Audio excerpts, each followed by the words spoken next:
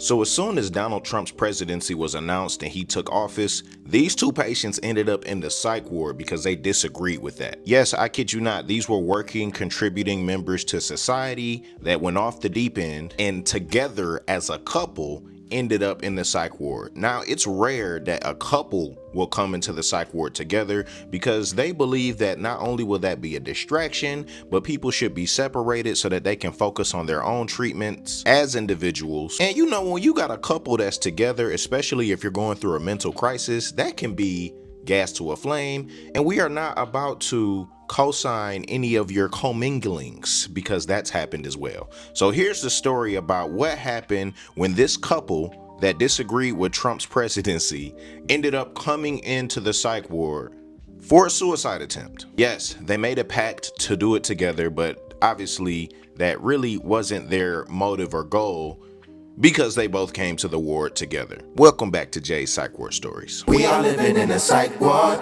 I'm quite sure this is psych ward. I'm quite sure. Welcome to Jay's Psych Ward Stories, where I tell y'all stories about my time working in the psych ward for 7 years. I started telling stories on TikTok to where we went very viral and we built a huge community. TikTok was gone today for some hours, but then it's been brought back, and I have no idea what changes are coming up or what to expect, if this is temporary, permanent. Like, even if they say it's permanent, like, they've been talking about canceling TikTok since 2020. And so really I should have done my due diligence and transferred over to other platforms, but I've learned my lesson. And not only will this be a great space for me to discuss these stories in depth, but we will also have a community here that can be seen and heard, because although it was great to go viral on TikTok, I was always getting new people over and over and over again, making it hard to see my day ones and for them to be represented, seen, and heard. And I think this is a great opportunity to do that here. So while TikTok is still alive, I'll be funneling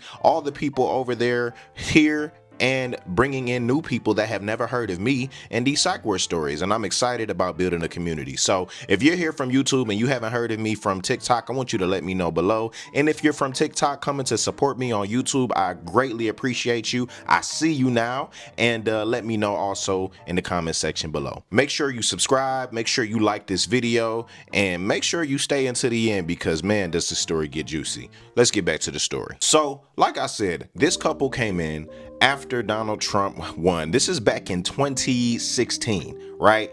And so where we are now versus where we were then is actually very surprising to look at. Just the idea of somebody coming to a psych institution because of who is president sounds like a wild idea. But let me tell you, this was a middle-aged couple. They had to be in their late 40s, early 50s, and they both were super against the idea of Trump running the country. And they believed that as a result of him running the country, things would run amok and life would take a turn for the worse. So they decided, you know what, if he gets in, let's just end it. Let's just end our lives. Let's just not worry about work. But I think while they were going into that pact that they made together, which they both ingested pills, once they got to the emergency room, and I guess maybe once they swallowed the pills, they must have thought like, yo, I don't know what it is that they thought, because when they came to the ward, they came separately, one, and they had actually hid the fact that they were a couple. All right. So you had one person come in and she was very profusely crying when she came up to the unit, holding her head. And when I did my interview of her, she was just talking about how this country is going to hell, how there's just all of these bad things that are going to happen, and she is not looking forward to Trump's presidency, and that's why she had attempted to take her own life using pills. And she said her husband, or whoever this person was, did the same thing. And she said, this is what she said, he is at another facility. Meanwhile, he was downstairs in the emergency room whole time. So she comes up to our unit, she's processed, and I'm thinking, wow, this is a little bizarre. And immediately when I'm doing her assessment and getting her checked in, I'm thinking I'm gonna find an individual that is not mentally there, that is not able to speak the right way for themselves, or that there will be more explanation to the story that they gave us in the emergency room. I'm like, clearly we are not about to see a person that has allowed whoever's running this country to have an effect on your literal livelihood, and you being the reason why. I shouldn't be laughing at this because it really was something that, she had in her head. But she gets to our unit, and when we're running our community meetings, our first groups for the day, when we're sharing some ups and downs and how we're feeling throughout the day, she was just not having it. She kept bringing up politics and the presidency and why this is a bad thing. And, so much so to the point where certain texts that were running groups said, hey, we are not allowed to discuss politics at all. And typically that's something in psych wards that you're not allowed to discuss on a mass scale, to where you're just talking to the community, because people have strong political views. And that was a very, very interesting time in our country. Like, we had so much things going on. This is pre-COVID, and ramping up towards that, there were so many different social issues that would take the media stage. And so talking about these things, especially when it comes to politics, could be a huge trigger for other people that are already having a problem maintaining their mental faculties as is, dealing with their mental health disorders. Not only did we deal with people that might have been depressed or suicidal, but there are people there that were schizophrenic, had auditory and visual hallucinations, people with bipolar disorder, people with multiple personality disorder. Like, you had an array of different mental health struggles that people had, and to just start talking about politics in that type of environment, you're gonna get some interesting backlash. So her husband is about to come up to our unit as well. As a matter of fact, he does. He's brought up in a wheelchair by an emergency floor technician. And as he comes onto the floor, and his reasonings for being in the hospital are very similar to the other patient that I just mentioned, we were able to piece together with simple psychological mathematics, right? That, oh, y'all are the couple. And they didn't even bother hiding it, right? Like, they were trying to hide it. Like, when they were asked directly whether or not they were a couple, they said, yeah, we know each other outside of here, but we're not together. But in both of y'all assessment, y'all are talking about that you and your partner disagreed with Trump's presidency, leading for y'all to make a pact to take pills. But ultimately, that's not what y'all wanted to do, because y'all went straight to the emergency room where they had to pump y'all stomachs full of charcoal and send y'all up to the psych ward for evaluation. And y'all wanted to do that together.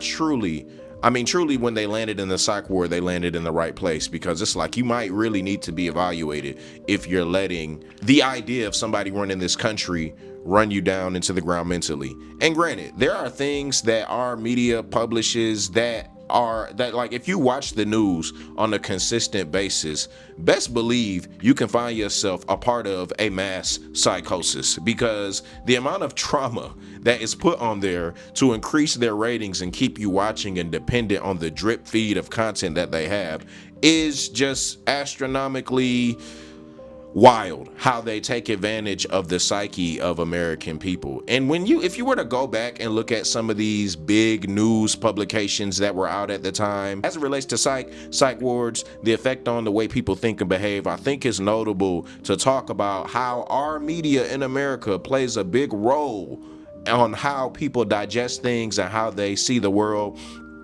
And pulling back and seeing where we are now, where, we're post-COVID, people are a lot more skeptic of our politicians and media. Like, that is enough to drive you crazy in and of itself. So I can't completely devalidate them, but it just so happens that, they allow that idea to drive how they live their life on a daily basis, and their daily optics and outlook on just their own personal life. And me personally, and I think this should be the same for everybody, there should not be a person outside of you that has the power to change your outlook in a way that will keep you from taking care of your bare bones basics and beginnings of what you need.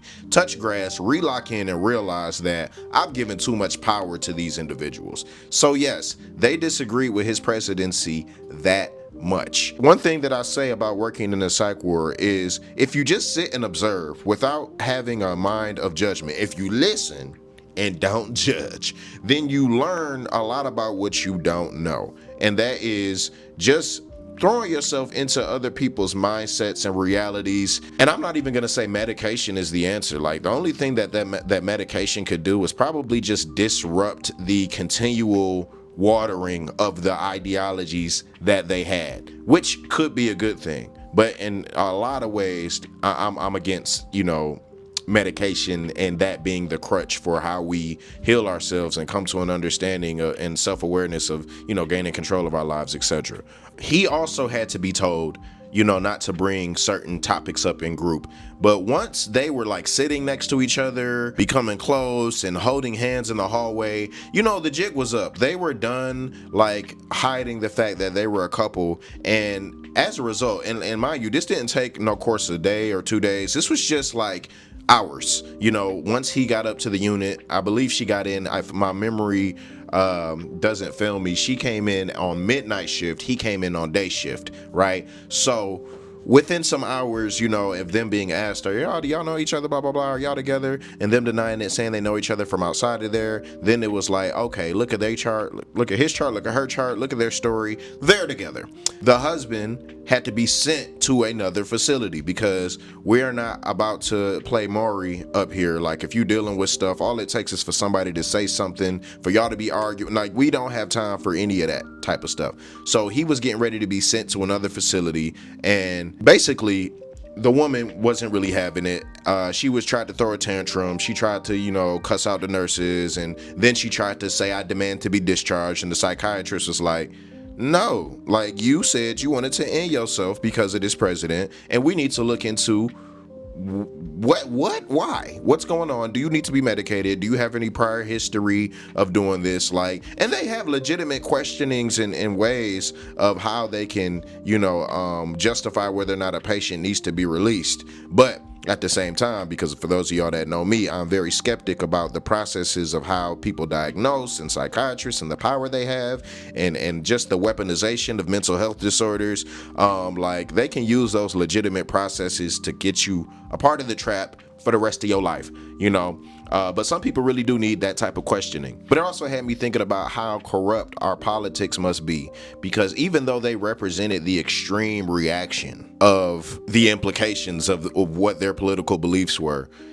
it still didn't take away the fact that their talking points were very similar to a lot of people that I would hear at the time. And I'm not saying whether their talking points were right, whether they were wrong, but it's just what type of paths present themselves for people that think in the way in which they think, when they apply the knowledge in the way in which they did. And what I want to say today for anybody, I know Donald Trump is in office, and for some people, they're not happy about that.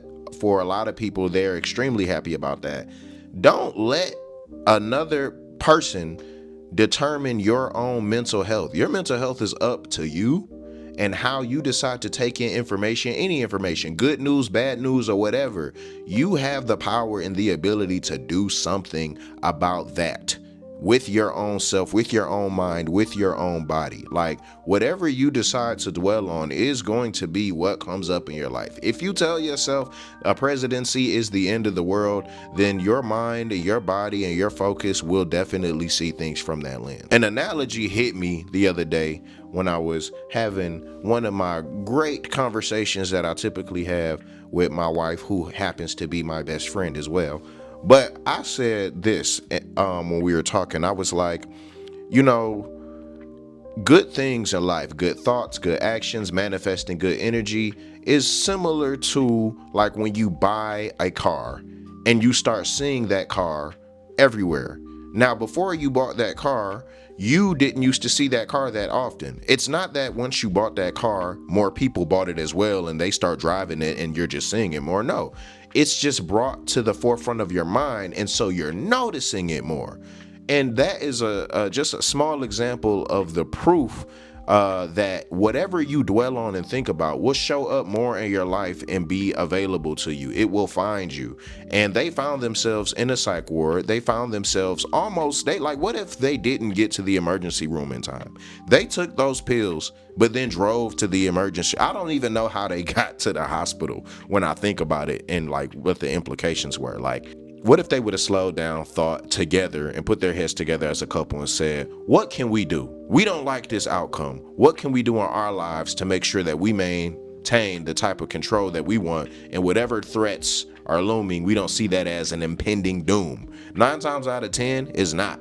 You know what I'm saying? You could look at some of the most devastated countries and people are smiling because they have something that they can focus on to be grateful for, right? And if that's the case in areas that have touched, destruction in far more ways than we have as a society, then what is available to people that just start to change their mindset? So I employ you to do that today. And going forward, if you are struggling with this presidency, to know the power that you have, and also to reflect on this couple as like a representation of what's possible in America. These were working people. I'm not going to speak down on them in any capacity because other than their emotional intelligence, like there was no reason why they couldn't hold a typical job or be skilled workers in anything that they might have done. And it just was a tribute to the mass psychosis that is available and out there, and it's undetectable to people that are under it because they believe so many other people that think like them have the same type of reaction to what they're watching, and the media pushes people to have those types of reactions in an acceptable, socially acceptable fashion. And so you think it's okay, but meanwhile your normal setting is not normal at all. So your optics on things are dangerously off the rails and could lead to your own personal mental or physical injury. And we need to be more careful with those things. And I think people are. And I think the more aware we are of what's going on, then we could actually realize what our own thoughts are, formulate our own beliefs, and you can still ingest the media and just put it to the side. Do you think that politics can drive people crazy? Do you think that politics in America are ran in a way that's psychologically damaging to citizens? And what type of changes should we make to media and how we talk about things in order for us to be able to digest things in a safe and sociable way? Let me know your thoughts below. Let me know your thoughts on the couple that went to the hospital for these reasons. And as always, subscribe, like this video, spread the word on what we're doing over here, and I'll see y'all in the next video.